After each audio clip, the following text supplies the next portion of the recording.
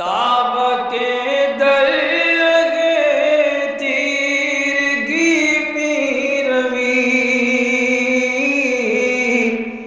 بہر توبہ درائے شباب غوی بشنو از گوش دل مثنبی مانوی در رہے صدق برتا مسمم شبی بشنو از گوش دل مثنبی مانوی در رہے صدق برتا مسمم شبی۔ بسم اللہ الرحمن الرحیم، الحمدللہ رب العالمین والصلاة والسلام علی سیدنا مولانا محمد سید الاولین والآخرین وعلی آلہ واصحابہ اجمعین، اما بعد۔ حضور صلی اللہ علیہ وسلم کا ایک حذیلی نوجوان کو، بنی حذیل کے نوجوان کو ایک لشکر کا امیر بنائے جانے کا واقعہ چل رہا تھا، اور اس دوران ایک منافق کے اعتراض کا تذکرہ چھڑا تھا کہ اس نے حضور صلی اللہ علیہ وسلم کے اس فیصلے پر اعتراض کیا کہ جہاں بوڑھے اور تجربے کار لوگ موجود ہیں، وہاں پر سرداری کے لیے ایک ناتجربے کار نوجوان کو منتخب کر لینا مناسب نہیں ہے۔ اس پر حضور صلی اللہ علیہ وسلم نے اس کو منہ سے چپ رہنے کا اشارہ کیا اور خاموش بٹھا دیا، اور اس کا جواب تو حضور صلی اللہ علیہ وسلم نے اس کو نہیں دیا، کیونکہ جواب جاہلاں باشد خاموشی والا معاملہ ہوتا ہے، جاہلوں کو ہر چیز نہیں بتائی جاتی، لیکن زبان حال سے بعض وقت بعض باتیں نہ بھی بول کر کچھ باتیں بولی جاتی ہیں۔ تو اس طرح سے حضور صلی اللہ علیہ وسلم نے کیا سبق دیا، کیا فرمایا اس طرح سے کر کے کہ کیوں بنایا گیا ایک نوجوان کو، ناتجربے کار کو امیر، اس کی وجہ حضور صلی اللہ علیہ وسلم بیان فرما رہے ہیں۔ گفت پیغمبر کہ اے ظاہر نگر، تو مبیں اورا جوان و بے ہنر۔ تو حضور صلی اللہ علیہ وسلم نے زبان حال سے فرمایا کہ اے ظاہر کو دیکھنے والے، تجھے باطن کی خبر نہیں ہے، تو صرف ظاہر کو دیکھ رہا ہے نا، اور ظاہر جو تجھے دکھا رہا ہے وہ حساب سے تو کہہ رہا ہے کہ ایک تجربے کار عمر رسیدہ جس کی عقل پختہ ہو چکی ہے، اس کے سامنے آپ نے کم عمر نوجوان کو، جس کو نہ زندگی کا تجربہ ہے نہ جہاد کا تجربہ ہے، اس کو آپ نے ایک لشکر کا، ایک قافلے کا جو جنگ پہ جا رہا ہے اور بڑی اہم جنگ ہے، اس کا امیر منتخب کر دیا۔ تو ظاہر دیکھنے والے کو ظاہر بات ہے یہ فیصلہ سمجھ میں نہیں آئے گا، لیکن حضور صلی اللہ علیہ وسلم فرماتے ہیں کہ تو مبیں اورا جوان و بے ہنر، تو اس بچے کو، اس نوجوان کو جس کو میں نے امیر بنایا ہے، بے ہنر مت سمجھ، کم عمر مت سمجھ، حالانکہ وہ کم عمر ہے لیکن اس کو کم عمر مت سمجھ، بے ہنر مت سمجھ۔ کیوں؟ اے بسا ریشے سیاہ و مرد پیر، وے بسا ریشے سفید و دل چقیر۔ دنیا میں بہت سارے کالی داڑھی والے ہیں اور بوڑھے ہیں، اصل اس کا سینس یہ ہے، دنیا میں بہت سارے کالی داڑھی والے اور بوڑھے ہیں، اور بہت سارے سفید داڑھی والے اور دل کے اندھے ہیں۔ ایسا بھی ہوتا ہے، ایک سفید داڑھی والا ہے، کم عمر ہے، اور ایک کالی داڑھی والا ہے، زیادہ عمر کا ہے، ایسا ہوتا ہے نا۔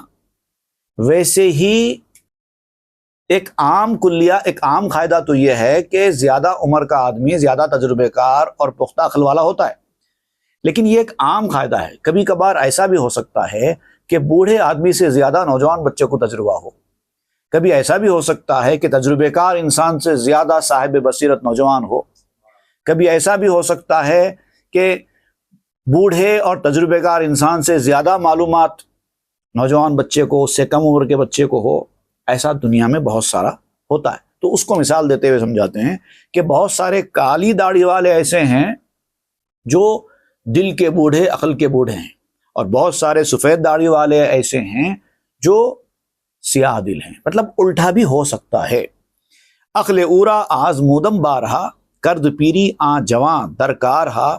میں نے اس نوجوان کی بہت آزمائش کی ہے، میں نے بارہا اس نوجوان کو مختلف مقامات پر آزمایا ہے، اور اس نوجوان نے جو ظاہری طور پر ناتجربے کار ہے، جو ظاہری طور پر کچی عقل والا ہے، اس نوجوان نے اپنی سمجھداری سے، اپنی عقل مندی سے اپنا بوڑھا پن دکھایا ہے، انہیں ثابت کر دیا ہے کہ میں بوڑھوں سے زیادہ صاحب بصیرت اور عقل مند ہوں، حکمت والا ہوں۔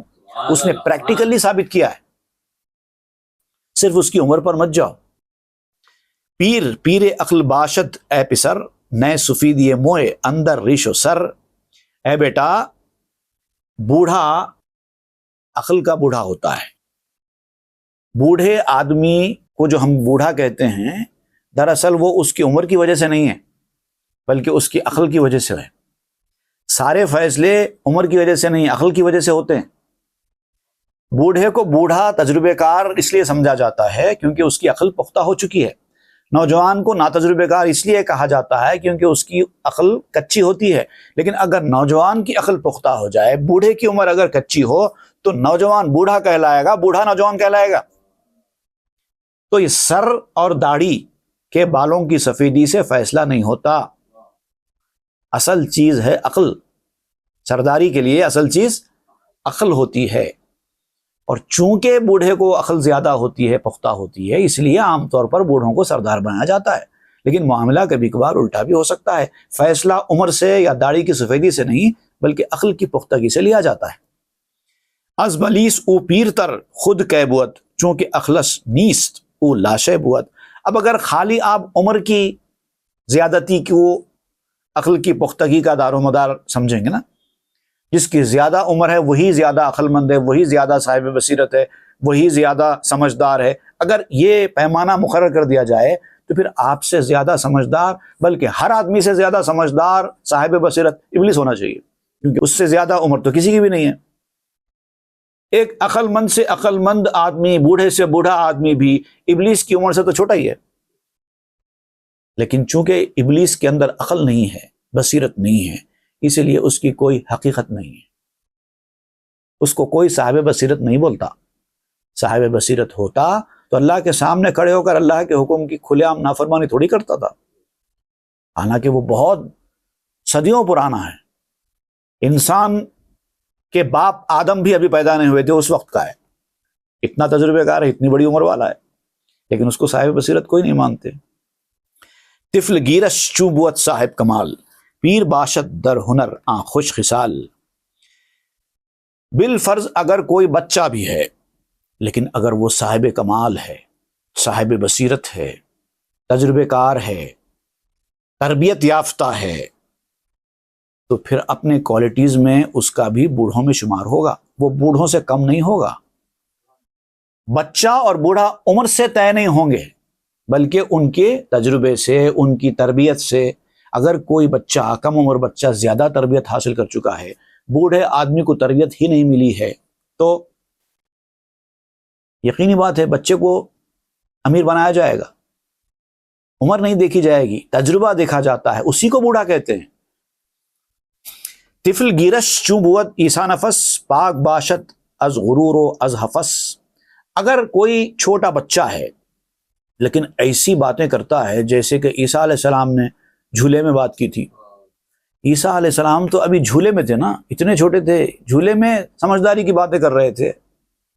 اگر کوئی کم عمر بچہ بھی ہے لیکن اگر اتنی عقل والا، اتنا سمجھدار ہے جیسے کہ عیسیٰ علیہ السلام تھے، تو وہ تو بچپن سے غرور، ہوس اور ان چیزوں سے تو پاک ہی ہوگا، تو ایسے آدمی کو تو سردار بنایا جانا چاہیے۔ آن سفیدی منہ دلیل پختگیست، پیش چشم بستہ کش کو تحتگیست۔ بالوں کی جو سفیدی ہوتی ہے وہ ایک دلیل ہوتی ہے کہ آدمی پختہ ہو چکا ہے، صرف ایک دلیل ہے۔ بالوں کی سفیدی کی وجہ سے کسی کو سردار نہیں بنایا جاتا، سردار بنایا جاتا ہے اس کی عقل مندی کی وجہ سے، اس کے تجربے کی وجہ سے، اس کے بصیرت کی وجہ سے۔ بالوں کی سفیدی آدمی کے بصیرت کو، اس کے تجربے کو ظاہر کرنے والا ایک چھوٹا سا ثبوت ہے، اور یہ بھی ظاہر دیکھنے والے کے لیے۔ جیسے ایک اور میں آپ کو مثال دیتا ہوں، آپ میوہ خریدنے کے لیے کسی میوے کی دکان پہ چلے گئے، وہاں پر آپ مثال کے طور پر موز آپ نے دیکھا، چھلکا آپ نے دیکھا اور اندازہ لگا لیا کہ اندر موز کیسے ہوگا، اور اسی طرح آپ نے خرید لیا۔ کوئی چھلکا اتار کے موز تو سلیکٹ نہیں کرتا نا، ایک بار اس کا چھلکا اتار دیں تو پھر تو آپ کو خریدنا ہی خریدنا ہوگا۔ کوئی چھلکا اتار کے دیکھ کے سلیکٹ تھوڑی کرتا ہے، یا بیچنے والا اس بات کی اجازت دیتا ہے کہ چھلکا کھول کے دیکھو، سمجھ میں آیا تو خریدو، نہیں تو مت خریدو؟ ایسا نہیں ہو سکتا. چھلکے کے اوپر سے ہی آپ کو طے کر لینا ہوتا ہے. تو چھلکا موز کا ظاہر ہے، آپ عام طور پر ظاہر کو دیکھ کے اندر کا اندازہ لگا کے خرید لیتے ہیں. لیکن کبھی کبھار الٹا بھی ہو سکتا ہے. کبھی چھلکا خراب ہوتا ہے، موز اچھا نکلتا ہے، اور کبھی چھلکا اچھا ہوتا ہے، موز خراب نکلتا ہے. ایسا ہوتا ہے کہ نہیں ہوتا ہے؟ ویسے ہی انسانوں میں ہے. انسان کا جو بوڑھا پن ہے، جو سفید بال ہے، وہ چھلکا ہے، اور اس کی جو بصیرت ہے، جو عقل ہے، وہ مغز ہے. تو چھلکے کو دیکھ کے لوگ مغز کا اندازہ کر کے فیصلہ کرتے ہیں. لیکن یہ سب ظاہر بین کرتے ہیں، ظاہر دیکھنے والے. جن کو باطن کا پتہ ہے وہ لوگ چھلکے کو دیکھتے ہی نہیں، وہ تو ڈائریکٹ مغز کو دیکھ لیتے ہیں. تو جو ظاہر بین ہوتا ہے، ظاہر کا دیکھنے والا ہوتا ہے، وہ اس طریقے سے اندر کی چیز کا اندازہ نہیں لگا سکتا. لیکن جو باطن دیکھنے والا ہوتا ہے وہ ظاہر کو نہیں دیکھتا. تم ظاہر دیکھ کر کہہ رہے ہو، میں باطن دیکھ کر کہہ رہا ہوں. مقلد چون دانت جز دلیل در علامت جو یدود آئم سبیل. مقلد سے مراد یہاں پر اندھی تقلید کرنے والا، بلائنڈ امیٹیٹر. ہر مقلد تقلید کرنے والے کو نہیں، بلائنڈ امیٹیٹر کو کہتے ہیں، اندھی تقلید کرنے والا. عقل کا استعمال نہیں کرنا، بس صرف تقلید کرنا ہے. ایسے آدمی کے بارے میں کہتے ہیں کہ وہ مقلد، وہ دلیل کے بغیر کوئی کام نہیں کرتا. کچھ جانتا ہے تو دلیل چاہیے اس کو، بس ثبوت چاہیے اس کے، بس علامتیں ڈھونڈتا رہتا ہے. اور یہ دلیل ہے، سفید بالوں کا ہونا اس کے لیے دلیل بنتا ہے. لیکن یہ مقلد کے لیے ہے، ظاہر بین کے لیے ہے. لیکن جو باطن دیکھنے والے ہوتے ہیں ان کو اس طرح کی تقلید کی ضرورت نہیں پڑتی. بہر او گفتیم کی تدبیر را چونکہ خواہی کرد بغزیں پیر را. اس کے لیے ہی ہم نے کہا تھا، جیسے کہ اس نے کہا تھا کہ آپ نے ہی فرمایا ہے کہ کسی بوڑھے کو اپنا امیر بناؤ، بوڑھے کو ہی اپنا پیر بناؤ، بوڑھے کو ہی اپنا سردار بناؤ. آپ ہی نے تو کہا تھا. حدیث کے حوالے سے اس نے بات کی تھی. تو حضور صلی اللہ علیہ وسلم یہاں پر اس کو حدیث کا مطلب سمجھا رہے ہیں. ہم نے جو کہا تھا کہ بوڑھے کو اپنا سردار بناؤ، وہ اس لیے کہا تھا کہ تدبیر اختیار کرو. تدبیر کو جب تو اختیار کرے، ظاہر کو جب دیکھے تو یہ دلیل کے ذریعے بوڑھے کو منتخب کرو. اگر باطن دکھائی نہیں دیتا تو ظاہر کے حساب سے فیصلہ کیا جاتا ہے. یہ اس کے لیے ہے جو ظاہر دیکھ کر فیصلہ کرنے والا ہوتا ہے. جو باطن دیکھنے والا ہوتا ہے وہ عمر کو نہیں دیکھتا.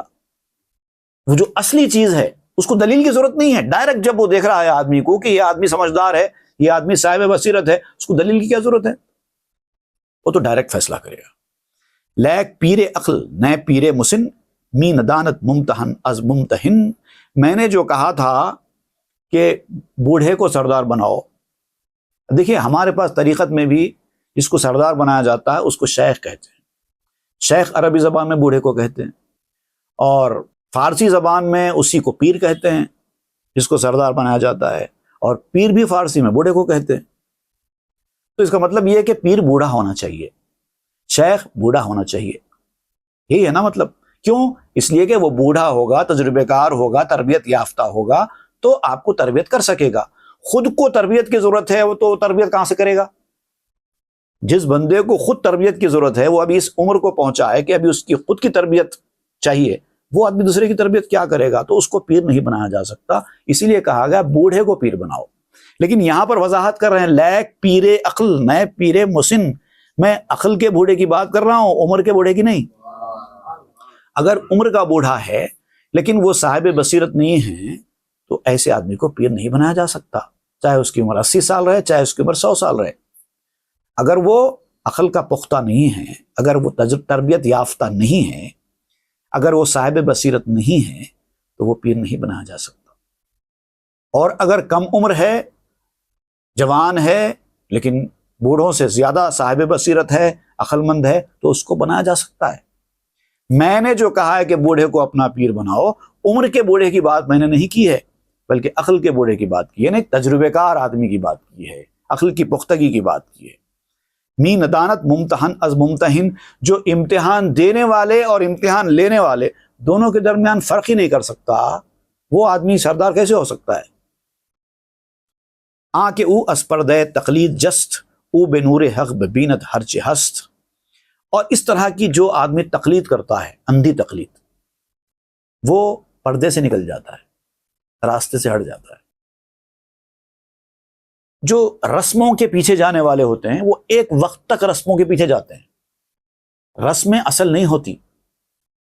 ایسے آدمی کو لکیر کا فقیر کہتے ہیں۔ بعض لوگ ایسے ہوتے ہیں جو ان کو ایک رسم دے دی جاتی ہے، ایسے ایسے کرنا ہے، پوری زندگی وہی کرتے رہتے ہیں۔ لیکن جب عقل پختہ ہو جاتی ہے تو آدمی رسموں کے پیچھے نہیں جاتا۔ رسم ایک چیز حاصل کرنے کا ذریعہ ہوتی ہے، اور جب وہ چیز اس کو مل جاتی ہے رسم کا کام ختم ہو گیا۔ رسم کی مثال ایک کلاس روم کی ہے۔ کلاس روم میں اسٹوڈنٹ کو جاتے رہنا پڑتا ہے، پڑھتے رہنا پڑتا ہے، لیکن جب اس نے امتحان دے دیا، کامیاب ہو گیا، اب اس کو کلاس روم کی ضرورت نہیں ہے۔ اگر آگے پڑھنا ہے تو پھر آگے کے کلاس روم میں جانا ہوگا، نہیں پڑھنا ہے تو وہیں ختم کر دینا ہوگا۔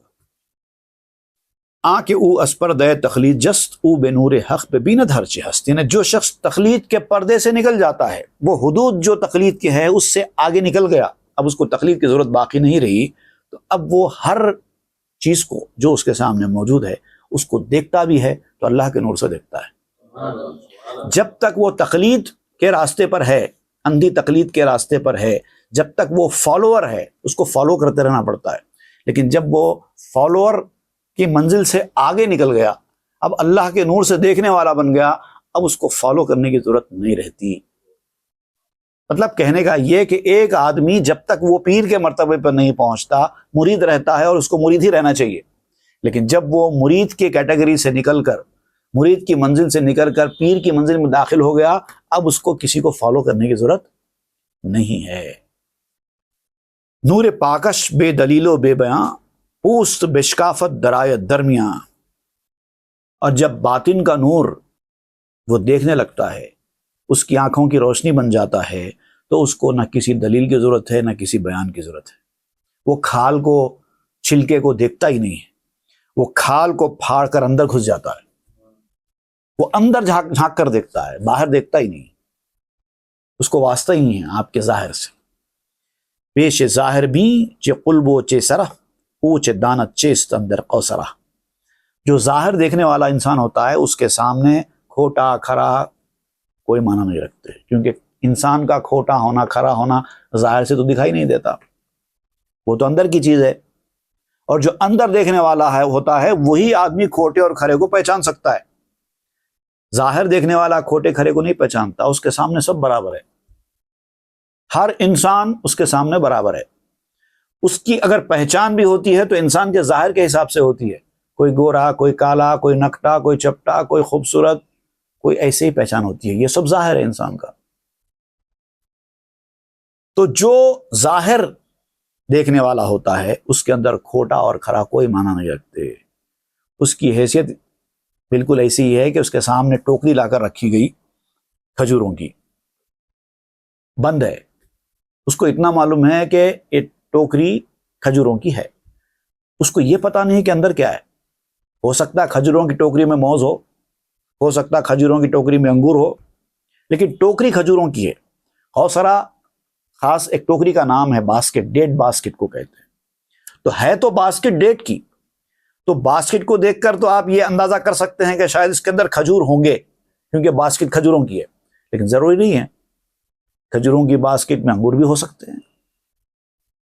اے بسا ذرے سیاہ کردہ بدود، تارہد از دست ہر دزد حسود، بعض وقت ایسا بھی ہوتا ہے کہ اچھے خاصے پیور گولڈ کو کالا کر دیا جاتا ہے، جان بوجھ کر اس کا رنگ فیڈ کر دیا جاتا ہے، اس کی چمک کو ختم کر دیا جاتا ہے، تاکہ وہ کسی جلنے والے چور کی نگاہ سے محفوظ رہ سکے۔ اچھے سونے کو چوروں سے، حاسدوں سے بچانے کے لیے کبھی کبھار اس کی چمک دمک کو کم کر دیا جاتا ہے یا ختم بھی کر دیا جاتا ہے تو اصلی سونا لیکن کالا پڑ گیا ہے، کوئی اس کی طرف نظر بھی نہیں کرتا، ہے سونا لیکن کالا پڑ گیا ہے، کوئی اس کی طرف دیکھتا بھی نہیں ہے۔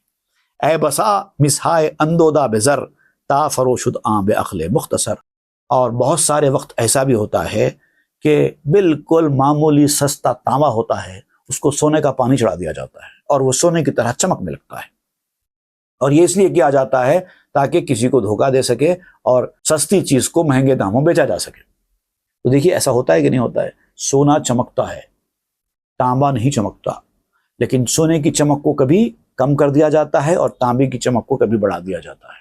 اسی لیے تو انگریزی زبان میں بھی کہتے ہیں all that glitters is not gold۔ ہر چمکنے والی چیز سونا نہیں ہوتی۔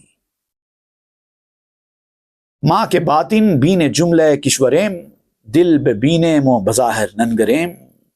اور ہم جو کہ تمام عالم کے باطن کو دیکھنے والے ہیں، ہم سے تو ظاہر پر فیصلہ کر کے کہتا ہے کہ آپ نے غلط کیا، تو ظاہر کو دیکھنے والا، ہم نہ صرف یہ کہ باطن کو دیکھنے والے بلکہ تمام عالم کے باطن کو دیکھنے والے ہیں، اور ہم دل کو دیکھتے ہیں، اندر دیکھتے ہیں، ظاہر کو نہیں دیکھتے۔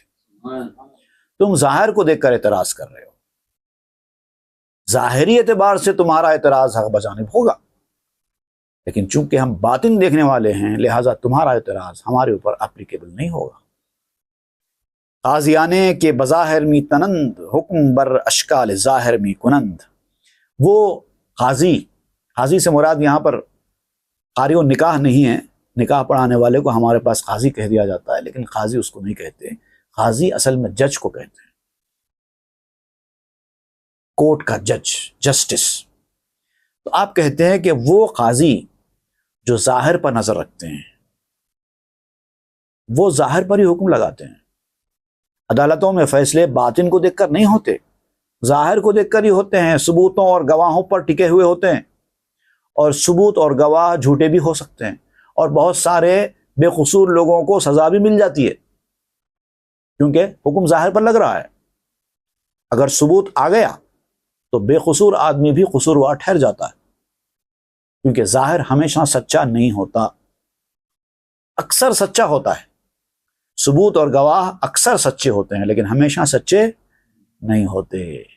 لیکن عدالتوں میں تو ویسے ہی ہوتا ہے، کیونکہ وہ باطن دیکھنے والے ہے ہی نہیں، کہاں سے فیصلہ کریں گے؟ چون شہادت گفت و ایمانش نبود، حکم او مومن کنندی قوم زود۔ کوئی آدمی جب کلمہ شہادت پڑھ لیتا ہے حالانکہ ایمان اس کے اندر داخل نہیں ہوا، ایک آدمی نے کلمہ پڑھ لیا، اشہد ان لا الہ الا اللہ واشہد ان محمد عبدہ ورسولہ، آپ کے سامنے پڑھ لیا، اور آپ کے ساتھ نماز پڑھنے کے لیے مسجد میں جاتا ہے، نام مسلمانوں کا سا رکھ لیتا ہے، کپڑے مسلمانوں کے سے رکھ لیتا ہے، تو آپ کیا کریں گے؟ اس کے مومن ہونے کی گواہی دے دیتے ہیں، کیونکہ آپ ظاہر کو دیکھنے والے ہیں۔ ہو سکتا ہے کہ اس کے اندر ایمان ہی داخل نہ ہوا ہو، لوگ تو مومن کا حکم لگا دیتے ہیں کیونکہ لوگ ظاہر کو دیکھنے والے ہیں۔ بس منافق کندری ظاہر گریخت، خون صد مومن بے پنہانی بریخت۔ یہی تو وجہ تھی، انسان کی نگاہ چونکہ ظاہر پر جا کر ٹک جاتی ہے، اسی لیے اسی موقع کا فائدہ اٹھا کر تو بہت سارے لوگ منافق بنے تھے۔ ایمان دل کے اندر داخل نہیں ہوا ہے، اندر سے ایمان والے نہیں بنے، لیکن اپنے آپ کو ایمان والے ظاہر کر کے مسلمانوں کے بیچ میں ہیں۔ اب ان کے ساتھ مسلمانوں کا سا برتاؤ کیا جائے، کیونکہ ظاہر دیکھنے والے ہیں، باطن کو نہیں پہچانتے۔ اسی کا تو فائدہ اٹھایا تھا منافقین نے، اور ظاہر میں مسلمان بن کر آئے اور در پردہ کئی مسلمانوں کی خون ریزی کا ذریعہ بنے۔ جہد کن تا پیر عقلو دی شوی، تا چو اخلے کل تو باطن بھی شوی۔ اب تم کو کوشش کرنی چاہیے کہ تم بھی عقل اور دین کے بوڑھے بن جاؤ۔ عمر کے بوڑھے تو ایک وقت کے بعد ہی بنتے ہیں، اور کوشش کرو نہ کرو، وقت گزرنے کے ساتھ ساتھ انسان بڑھاپے کی منزل کو چلا ہی جاتا ہے، وہ انسان کے ہاتھ میں ہی نہیں۔ جیسا جیسا اس کی عمر بڑھتی جاتی ہے وہ بڑھاپے کی طرف جاتا رہتا ہے، تو اس میں انسان کی کوشش کا کوئی رول نہیں ہے۔ لیکن یہاں پر جس بوڑھے بننے کی بات کی جا رہی ہے وہ کوشش سے حاصل ہوتی ہے۔ دین اور عقل کے بوڑھے بننا کوشش سے ہوتا ہے، اور یہ کوشش انسان کی کبھی نہ کبھی کامیاب ہوتی ہے۔ کسی کی کوشش واقعی بوڑھے بن جانے کے بعد کامیاب ہوگی، کسی کی کوشش بوڑھے بننے سے پہلے کامیاب ہو جائے گی۔ تو یعنی کہ اس کے سر میں اور داڑھی میں ایک بال بھی سفید نہیں آیا، پھر بھی وہ دین اور عقل کا بوڑھا بن گیا، تجربے کار ہو گیا، تربیت یافتہ ہو گیا، ایسا ہو سکتا ہے۔ تو تم کو بھی اس کی کوشش کرنی چاہیے۔ تاچو عقل کل تو باطن بھی شوی، تاکہ تم بھی عقل کل کی طرح باطن جاننے والا بن جائے، تم بھی ویسے باطن کو دیکھنے والا، باطن کو جاننے والے بن جاؤ۔ از عدم چوں عقل زیبا رو کشاد، قل آتش داد و ہزاراں نام داد۔ جب ایک حسین عقل جب وہ عدم سے وجود میں آیا، یہاں پر جبریل علیہ السلام کی طرف آپ اشارہ کر رہے ہیں، جب جبریل علیہ السلام کی پیدائش ہوئی، جب وہ وجود میں آئے حسین عقل والے بن کر، قل آتش داد و ہزاراں نام داد، تو اللہ تعالیٰ نے ان کو قلت بخشی اور ہزاروں نام دے دیے۔ عقل جب عالم وجود میں آتی ہے تو اپنے جلوے دکھاتی ہے، اپنے اثرات دکھاتی ہے کہ کم عقل والا ان کے فیصلوں کو، ان کے سرگرمیوں کو دیکھ کر اس کی حقیقت کا پتہ بھی نہیں چلا سکتا، اور ان کے فیصلے کبھی تو اس کی زندگی بھر سمجھ میں ہی نہیں آتے، اور کبھی سمجھ میں بھی آتے ہیں، بہت بعد میں سمجھ میں آتے ہیں۔ ارے یہ تھا، میری تو سمجھ میں نہیں آیا تھا۔ جب ایسے ہوتا ہے، کم تریزاں نام ہائے خوش نفس، ای کے نبوت ہیچ او محتاج کس۔ اور یہ جو بہترین نام دیے گئے ہیں عقل کل کو، ان بہترین ناموں میں سے ایک نام یہ بھی ہے کہ وہ کسی کا محتاج نہیں ہوگا۔ اللہ تعالیٰ نے اس کو ایسی کوالٹی دے دی ہے کہ جو عقل کل ہوتا ہے وہ کسی کا محتاج نہیں ہوتا، اس کے کام اپنے آپ بنتے چلے جاتے ہیں۔ تم ہمارا کام کریں گے تو ہمارا کام ہوگا، ایسا نہیں ہوتا، چاہے کوئی کرے چاہے کوئی نہ کرے، اس کے کام آگے بڑھتے ہی چلے جاتے ہیں، وہ کسی کا محتاج نہیں ہوتا۔ گر بصورت و نمائد عقل رو، تیرا باشد روز پیش نور او۔ اگر وہی عقل کل جسم کی شکل لے کر دنیا میں آ جائے، مجسم ہو جائے، عقل جو کہ مجسم نہیں ہوتی، لیکن اگر یہ عقل کل جسم لے کر دنیا میں آ جائے تو دن اس کی روشنی کے سامنے کالا پڑ جائے۔ اسی چیز کا نام ہے عقل۔ دن کی روشنی بھی اندھیرا دکھائی دے۔ دیکھیے یہاں پر دن کی روشنی کو اندھیرا کیوں آپ کہہ رہے ہیں، کہ یہ بھی ایک انسان کو سمجھانے کی بہت خاص بات ہوتی ہے۔ انسان جب بہت زیادہ روشنی میں سے کم روشنی میں آتا ہے تو اس کو کچھ دکھائی نہیں دیتا، حالانکہ اسی روشنی میں کئی بار وہ ہر چیز دیکھ چکا ہے، کتابیں پڑھ چکا ہے، لیکن اب دکھائی نہیں دے رہا ہے۔ کیوں؟ اس لیے کہ وہ بہت بڑی روشنی سے آیا ہے۔ ایک کمرے میں آپ کے پاس 3-4 بلب جلے ہوئے ہیں، دن کا وقت ہے، اور آپ آرام سے پورے کام کر رہے ہیں اس روشنی میں، کتاب پڑھ رہے ہیں، چھوٹے چھوٹے کام بھی کر رہے ہیں، اخبار جیسے چھوٹے چھوٹے حروف بھی آپ آرام سے پڑھ رہے ہیں، لیکن آپ دھوپ میں کچھ وقت کے لیے چلے گئے اور دھوپ بہت شدت کی تیز ہے، 2-3 گھنٹے آپ دھوپ میں گھومتے رہے، اس کے بعد جب آپ اسی کمرے میں اتنے ہی بلبس کے نیچے آ جائیں آپ کو کچھ دکھائی نہیں دیتا، اندھیرا اندھیرا دکھائی دیتا ہے نا۔ ایک بات۔ دوسری بات آپ دیکھیے کہ آپ کمرے میں بیٹھے ہیں، 10-12 بلب جل رہے ہیں، آپ کو نارمل لگ رہا ہے، وہ سب ٹھیک نارمل ہے، لیکن اچانک ہی برقی خمخمے بند ہو گئے، لائٹس بند ہو گئے، اندھیرا چھا گیا، تو 1 گھنٹے تک آپ اندھیرے میں بیٹھے رہے، اس کے بعد پھر اچانک ہی پورے بلب جل گئے، تو حالانکہ پہلی جیسی کیفیت ہی لوٹ آئی، لیکن اب کی بار کیا ہوتا ہے، آپ کی آنکھیں نہیں کھلتی، حالانکہ یہ وہی روشنی ہے، اتنی دیر تک آپ اسی روشنی میں تو بیٹھے تھے۔ اب کیوں ہوا ایسا؟ اس لیے کہ اندھیرا جب ہو گیا تو اس کے بعد آنکھوں کو اندھیرے کی عادت ہو گئی، اب یہ روشنی زیادہ دکھائی دینے لگی۔ تو جب زیادہ روشنی سے کم روشنی میں آتے ہیں تو کم روشنی اندھیرا دکھائی دیتی ہے، اور جب اندھیرے سے نارمل روشنی میں جاتے ہیں تو نارمل روشنی بھی زیادہ دکھائی دیتی ہے۔ اس کا ذکر آپ کر رہے ہیں۔ اگر عقل مجسم بن کر جسم کی شکل لے کر ظاہر ہو جائے تو دن کی روشنی بھی، سورج کی روشنی بھی اس کے نور کے سامنے اندھیری دکھائی دینے لگے۔ ور مثال احمقی پیدا شود، ظلمت شب پیش او روشن بود۔ اور اگر بے وقوفی کی تصویر پیدا ہو جائے، ایک تو عقل کی تصویر پیدا ہو رہی تھی، جسم بن کر آ رہا تھا، تو یہ ہوا۔ اب بے وقوفی اگر جسم بن کر آ جائے تو کیا ہوگا؟ ظلمت شب پیش او روشن بود، رات کا اندھیرا بھی اس کے سامنے روشن دکھائی دے گا، اندھیرے میں بھی اس کو دکھائی دے گا۔ کیونکہ وہ اتنا زیادہ اندھیرا ہے، ظلمت، حماقت، بے وقوفی کا، اس اندھیرے کے سامنے رات کا اندھیرا بھی کم ہے۔ کو ز شب مظلم ترو تاری ترست، لیک خفاش شقی ظلمت خرست، کیونکہ وہ رات سے بھی زیادہ اندھیری اور کالی ہے، بے وقوفی جو عقل سے آری ہے۔ لیکن کیا کریں، انسان اگر چمگادڑ کی صفت والا ہے تو اس کو رات ہی پسند آئے گی، کیا کریں۔